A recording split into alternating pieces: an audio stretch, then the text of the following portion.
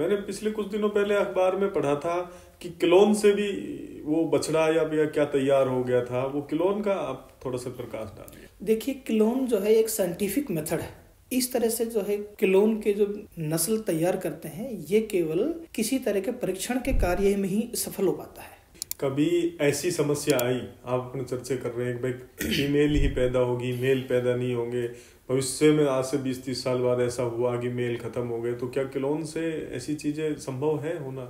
शायद मेरे हिसाब से ये चीजें कुछ असंभव लगती है, क्योंकि जो जीन का है ना, वो चीज डिफेक्टिव हो जाती है। एक और मैं आपसे बहुत इंपॉर्टेंट सवाल, आपने चर्चा भी कर ली, मैं दोबारा पूछूंगा। हाँ। अपने प्रदेश में सरकारी अस्पतालों की और निजी अस्पतालों की अगर संख्या आपको ज्ञात हो, या किस स्तर पर कौन सा हॉस्पिटल होता है, ये जानकारी आप जरूर दीजिए। देखिए, ऐसा है, हमारे यहाँ पर बहुउद्देशीय पशु चिकित्सालय यानी कि वेटनरी पोलो क्लिनिक ये जिले लेवल के ऊपर संचालित है। इसके अलावा कुछ जहाँ पॉपुलेशन ज्यादा है, एनिमल पॉपुलेशन ज्यादा है, वहाँ पर प्रथम श्रेणी पशु चिकित्सालय स्थापित है। अन्य ग्रामीण क्षेत्रों में आबादी के हिसाब से पशु चिकित्सालय स्थापित हैं, और कुछ छोटे गांव हैं, या ये कहें कि लगभग सभी ग्राम पंचायतों में उपकेंद्र, पशु चिकित्सा उपकेंद्र स्थापित है। मतलब हम अगर नीचे से बात करें, एक ग्राम पंचायत पर एक पशु चिकित्सा उपकेंद्र स्थापित, एक तहसील स्तर पर या जहाँ पर संख्या ज्यादा है वहाँ पर पशु हॉस्पिटल है, डॉक्टर की फैसिलिटी है, और जहाँ पर जैसे हम कहें कि एक नोडल के रूप में अगर इसका विस्तार किया जाता है तो वहाँ पर बहुउद्देशीय पशु चिकित्सालय स्थापित। और उसके बाद आता प्रथम श्रेणी इससे जो डिस्ट्रिक्ट लेवल पर होता है। नहीं, प्रथम श्रेणी इससे नीचे आता है, पहले आता है बहुउद्देशीय पशु, लास्ट होता है बहुउद्देशीय पॉलीक्लिनिक। पॉलीक्लिनिक में क्या है कि हर चीज की जो है फैसिलिटी वो ब्रीड वाइज यानी इस तरह से हो जाती है, जैसे गायनी का जो काम है वो गायनी के हिसाब से होगा, इस तरह से अलग सर्जरी का डिपार्टमेंट है वो अलग होगा, इस तरह से। आपने बहुत अच्छा बता दिया कि बीमार गाय को उपचार, रख रखाव, उस पे आने वाला खर्च तो निःशुल्क होता है सरकारी चिकित्सालय में। अब यदि कोई गोवंश मुझे, चाहे वो नंदी जी हो, चाहे वो बछिया हो, चाहे वो गाय हो, सड़क किनारे या किसी ऐसी बीमार अवस्था में मिल जाए, तो उसके लिए सरकार ने कोई सुविधा कर रखी है कि हम आप तक कैसे पहुंचाएं उसको? मेरे पास तो कोई साधन है नहीं। देखिए, ऐसा है, अभी हमारे जो यशस्वी मुख्यमंत्री हैं माननीय भजन लाल शर्मा जी, और सेंट्रल गवर्नमेंट के द्वारा एक स्कीम चली हुई है, चल पशु चिकित्सालय। एक मोबाइल वैन जो है हमारे यहाँ पर आई हुई है, कॉल फ्री नंबर है उसके 1962 1962। ये टोल फ्री नंबर है, निःशुल्क चल पशु चिकित्सालय यानी मोबाइल टीम है। ये आप कहीं भी किसी भी क्षेत्र में अगर आप कॉल करते हैं तो वहाँ पशुपालक अपना रजिस्ट्रेशन कराता है, उसके बाद में निःशुल्क चिकित्सा प्रदान की जाती है। हम बीमार हो गए तो 108 पर कॉल करके हमारी एम्बुलेंस आएगी और हमें हॉस्पिटल तक लेके जाएगी। आप बता रहे हैं कि 1962 पर कोई भी कृषक या कोई भी पशुपालक, कोई भी गोपालक 1962 पर कॉल करेगा तो वो एम्बुलेंस वहां जाकर के उसको रिकवर करके हॉस्पिटल ले जाएगी। देखिए, वो जो टीम है उसका नाम है चल पशु चिकित्सालय, यानी आपके डोर पर आपके पशु की वो चिकित्सा करेगी। क्या बात है डॉक्टर साहब, आपने बहुत अच्छी सूचना दी, हमें पता नहीं था इस चीज का। जैसे गोवंश कोई बीमार हो जाता है तो क्या उसका बीमा वगैरह होता है कि जिससे उसको सरकारी अनुदान मिल सके, कोई मुआवजा या कोई राहत, इस तरह की कोई स्कीम है तो आप जरूर बताएं। हाँ बिल्कुल, हमारे जो है स्टेट गवर्नमेंट में कामधेनु बीमा योजना है, और पीकेसीसी प्रधानमंत्री कृषक कार्ड जो बनता है,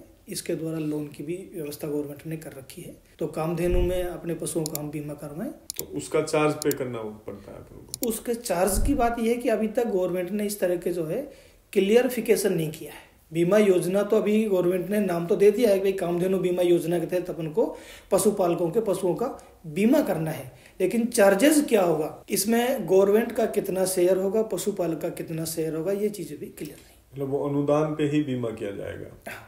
तो उसमें गोवंश बीमार हो जाता है, गोवंश की मृत्यु हो जाती है तो कृषक को या गोपालक को उसका फायदा मिलेगा।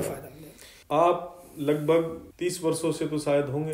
हाँ, इस लाइन 29 वर्ष होने वाले मेरे, 29 वर्ष होने फरवरी 96 एग्जैक्ट मैंने लगभग बोला है। आपका कोई ऐसा अनुभव कि कोई ऐसा गोपालक जिसका आपके पास कॉल आया और उसकी गाय बिल्कुल मरने की अवस्था में थी और आपने उस पे जा करके या चिकित्सालय में बुला करके या अपनी मेडिसिन दे करके उस गाय को जिंदा कर दिया, और उस आदमी को जिसका साधन ही गोमाता थी, जिसके दूध से ही वो अपने जीवन निर्वाह कर रहा है, और उसके चेहरे पर एक रौनक, एक खुशी आ गई आपके प्रयासों से, ऐसा कोई किस्सा हो तो हमें जरूर बताएं। देखो ऐसे तो बहुत से संदर्भ हैं अपने फिर भी एक दो संदर्भ ऐसे जो कि हमने बहुत ही आपके महत्व को पशुपालक जाने और पशुपालक आपके पास आए अपनी समस्याओं को लेकर के, इसलिए मैं ये सवाल आपसे पूछ रहा हूँ। प्राय हमने एक बार दो बार देखा है कि कुछ ऐसी बीमारियां होती हैं जैसे कैल्शियम डेफिशिएंसी हो जाती है, मिल्क फीवर का हम बोलते हैं, देसी भाषा में लोग बाग उसको अपने यहाँ पर सरसाव शब्द बोलते हैं। हाइपोकैल्सीमिया है, कैल्शियम डेफिशिएंसी जो होती है, हम अपनी भाषा में इसको मिल्क फीवर बोलते हैं। अमूमन ऐसी पोजीशन में पशु असहाय अवस्था में जो है नीचे बैठ जाता है। ऐसी स्टेज में ऐसी कंडीशन आ जाती है कि पशुपालक बिल्कुल ही ऐसा हो जाता है कि भाई हमारा पशु उठने वाली स्टेज में नहीं है और उसका जो है ट्रीटमेंट हो जाता है। एक सबसे बड़ी हर्ष की बात होती है। उसमें कितना समय लगता है उस पशु को अपने पैरों पर दोबारा खड़े होने में? उसके स्वास्थ्य पे डिपेंड करता है या फिर क्या? ये हर पशु की इम्यून पावर अलग अलग होती है, उसके आधार पे ही वो अपनी रिकवर करता है। क्योंकि मैं गांव से हूँ और हम भी गाय रखते हैं जी। पशुओं में एक समस्या होती है जो आपकी भाषा में उसे क्या कहते हैं मुझे पता नहीं, लेकिन गांव में कहते हैं फूल आना। क्यों आता है और क्या उसका उपचार है? इसको अपन जो है प्रोलेप्स बोलते हैं, फूल को प्रोलेप्स बोलते हैं हमारी भाषा में। Prolapse of uterus, prolapse of cervix, ये कुछ अलग अलग होते हैं, लेकिन आपको मैं नॉर्मल भाषा में पशुपालकों की जानकारी के लिए एक बता देता हूँ कि लगभग अर्ली स्टेज प्रेगनेंसी का जो अर्ली स्टेज होता है 5 या 6 महीने गाय के लिए और भैंस के लिए 8 महीने तक, वो अमूमन जो है हार्मोन डेफिशिएंसी की वजह से होता है। लगभग मादा के अंदर 2 हार्मोन होते हैं, ईस्ट्रोजन और प्रोजेस्टेरोन। जब मादा गर्भ धारण कर लेती है उस समय ईस्ट्रोजन जो हार्मोन है उसका लेवल डाउन हो जाता है और प्रोजेस्टेरोन का अप हो जाता है। प्रोजेस्टेरोन जो हार्मोन है वो बच्चे की रख रखाव के लिए उसकी संपूर्ण ज्ञापन की जो अवस्था है तब तक वो डेवलप रहता है। अगर किसी पशु में प्रेगनेंसी की अवस्था में प्रोजेस्टेरोन हार्मोन कम हो जाता है तो उसके जो लिगामेंट्स हैं वो कमजोर पड़ जाते हैं, ढीले पड़ जाते हैं और पशु प्रोलेप्स दिखाने लग जाता है। उसका उपचार डॉक्टर साहब? उसका उपचार ये या तो आप संतुलित चारा चराएं पहले नंबर, तो दूसरा क्या है इस तरह से जो है ना मैं भी बता रहा था कि भाई इंडाइजेशन नहीं करें, एसोडियोसिस की बीमारी नहीं करें, बहुत ज़्यादा गरिष्ठ भोजन नहीं चराएं, इस तरह का भोजन नहीं चराएं। अगर फिर भी किसी पशु में इस तरह की स्थिति आती है तो उसके लिए फिर अपन को प्रोजेस्टेरोन हार्मोन जो बाजार में है वो लगवाना चाहिए। हमारा चैनल गौ ज्ञान है और गायों की रक्षा के लिए काम करता है, गायों का संवर्धन और गौपालकों को गायों का महत्व बताने के लिए। मन में बड़ी पीड़ा रहती है हमारे कि हम कई बार देखते हैं कि गौ तस्करों से गायों को मुक्त कराया जी। आपके सामने ऐसा केस आया होगा कि हमने अभी मोनी बाबा गौशाला में देखा था, तो वहाँ भी पशु उप स्वास्थ्य केंद्र जो आप बता रहे थे वहाँ पर स्थापित बिल्कुल है ना। तो ऐसी गाय जो कटती हुई बचाई गई है और उसमें या तो उसका पैर से उसको काट रखा है या फिर गले में रस्सी की वजह से उसका यहाँ पर कोई स्क्रैच है या घाव है, इस तरह की कोई गाय जिसको आपने रिकवर किया या आप पुलिस की सूचना या गौशाला वालों की सूचना पर आपने उसको वहां गए और उसका उपचार किया और वो स्वस्थ हो गई? इस तरह की जो गाय हैं, इस तरह की जो इंसिडेंट हैं अमूमन हो जाती हैं। हम जितनी भी जो चोटिल जो गाय हैं उनको अपने यहाँ इसका प्राथमिक उपचार करके और अपने गौशाला में ले जाते हैं। उनका गौशाला में हमारे यहाँ पर जो है संपूर्ण इलाज किया जाता है। हमने ये शुरुआत की क्योंकि हम इस जगह जहाँ पर है ये मेवात है, गौ तस्करी यहाँ पर बहुत ज्यादा होती है जी।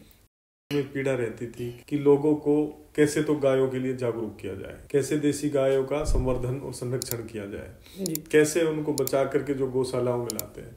हम आपकी जानकारी के लिए बता दें, प्रदेश स्तर की प्रत्येक गौशाला में जाकर के और गायों के बारे में उनसे जानकारी लेते हैं और उन गौशालाओं की जानकारी आम जनमानस तक पहुंचाते हैं, जिससे उनके आपके नियरेस्ट गौशाला का पता चल सके। हमारी जो गौ ज्ञान ऐप है उस पर भी हमने एक ऑप्शन लगा रखा है कि आपके नियरेस्ट गौशाला कौन सी, आपको पता चल जाएगा। आप वहां जाकर के आने वाली पीढ़ी को गायों से और सनातन धर्म से जोड़े। मैं आपसे आम जनमानस में गायों के प्रति क्या भावना रहती है, क्या गौ संवर्धन बढ़ा है, गौ संरक्षण बढ़ा है या गौ संरक्षण कम हुआ है? हम हमारे विभाग की तरफ से देसी जो नस्ल है गायों की उनके बारे में अपने पशुपालकों को ये संदेश देना चाहेंगे कि जो इसका जो दूध है वो एक अमृत तुल्य माना गया है। जहां तक मैं समझता हूँ इस दूध का सेवन करने से मनुष्य की जो काया है वो निरोगी हेल्दी हो सकती है, स्वस्थ हो सकती है। तो गाय का दूध, गौ माता का दूध अमृत तुल्य माना, अमृत तुल्य है। और उससे जो उत्पाद बनते हैं, चाहे वो दूध हो, चाहे वो छाछ हो, दही हो, घी हो, बिल्कुल सभी का सेवन स्वस्थ जीवन के लिए। बिल्कुल। देखो देसी गाय की अपन जो चर्चा कर रहे हैं, देसी गाय का अगर हम चर्चा करें तो इसका जो गौमूत्र है इसका गो अर्क बनता है और जो गो अर्क है वो हमारे शरीर को, हमारी बॉडी को डिटॉक्सिफाइड करता है, यानी कि किसी भी तरह का अगर विष टाइप की जैसे एसिड बन रहा है या किसी वायरस का बॉडी में प्रवेश हो गया है या कोई बैक्टीरिया का अगर बॉडी में प्रवेश हो गया है, तो अगर हमने गो अर्क ले रहा है तो उस चीज़ का डिटॉक्सिफाई हो जाता है, वो मर जाती है वो चीज़।